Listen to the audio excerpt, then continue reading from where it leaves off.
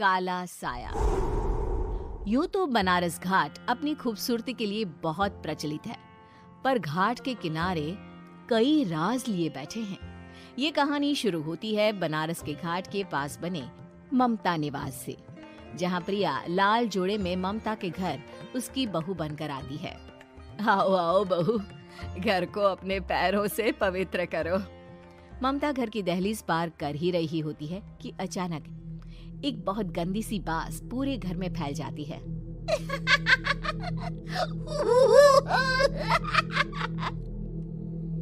ये बदबू और ये आवाजें, ये कौन हंस रहा है माँ? अब ये पड़ोसी ना हमारे थोड़े अलग से है। कहाँ हम शाकाहारी और ये मांस मच्छी खाने वाले। छोड़, तू ध्यान मत दे और गृह प्रवेश कर। और हाँ बहू, अपनी सास की एक बात हमेशा याद रखना, इन पड़ोसियों से तो कभी बात नहीं करेगी। अच्छे लोग नहीं है ये। अपनी सास की ये बात मानेगी ना बेटा? हाँ माँ, जो आपकी मर्जी, मैं उनसे बात नहीं करूंगी। अगले दिन प्रिया अपनी पहली रसोई बनाने रसोई घर में जाती है। ये छोकी बात तो नाक में जा रही है। एक काम करती हूँ, खिड़की खोल देती हूँ। प्रिया खिड़की खोलने जाती है। इतने जाले, लगता है इस खिड़की को कभी खोला ही नहीं गया। पर ऐसा क्यों? ओह, नॉन वेज की स्मेल आती होगी ना। 2 मिनट के लिए खोल लेती हूँ, फिर बंद कर दूंगी। प्रिया खिड़की खोलती है। खिड़की खोलते ही उसकी नजर सामने वाले घर की खिड़की पर पड़ती है, जहाँ एक लड़की खड़ी होती है, हाथों में मेहंदी, लाल रंग की साड़ी, बिल्कुल सजी धजी, मानो प्रिया की तरह ही वो भी नई नवेली बहू हो। वो प्रिया को देखकर मुस्कुराती है।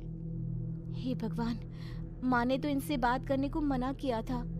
प्रिया फौरन ही खिड़की बंद कर देती है और तवे पर चढ़े रोटी की ओर देखने लगती है, पर वहाँ रोटी न होकर मछली पड़ी होती है।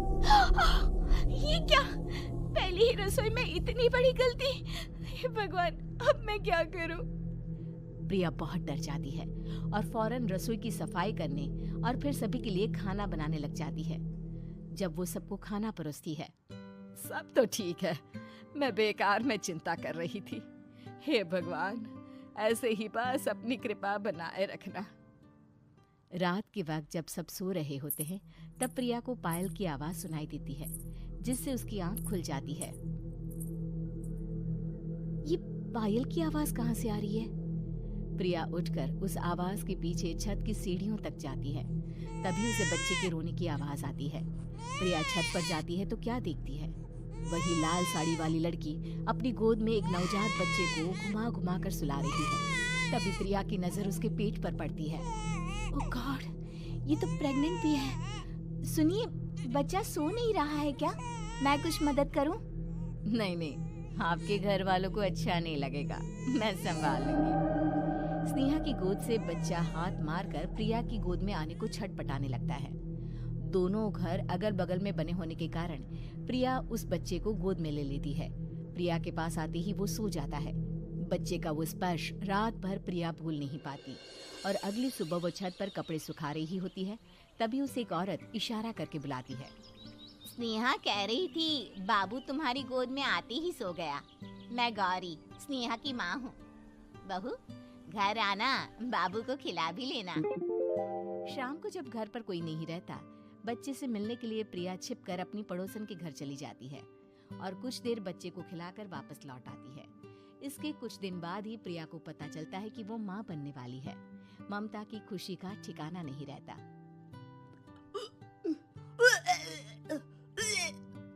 माँ जी, पता नहीं क्यों उल्टी आ रही है। प्रिया भागती हुई वॉशरूम में जाती है तो हरे और लाल रंग की उल्टी करती है। उस उल्टी में से कीड़े निकलते हैं। ये क्या? खून और ये कीड़े! माँ! माँ! प्रिया की आवाज सुनकर ममता दौड़ कर आती है, पर बेसिन में कुछ नहीं होता। प्रिया हक्की बक्की रह जाती है। ये सब क्या हो रहा है?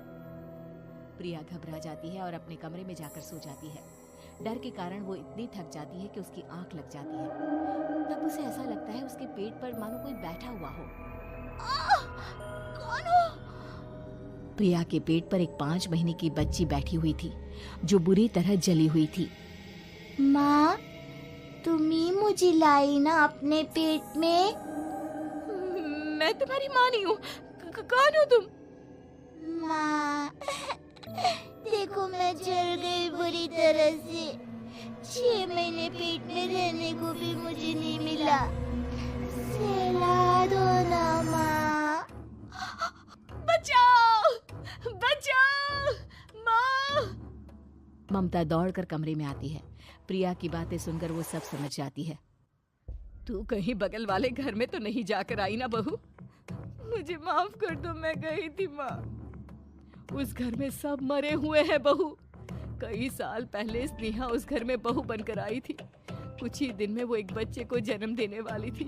पूरा घर बच्चे के आने की खुशी में खोया था कि एक दिन अचानक उस घर में आग लग गई। सब बुरी तरह जलकर मर गए।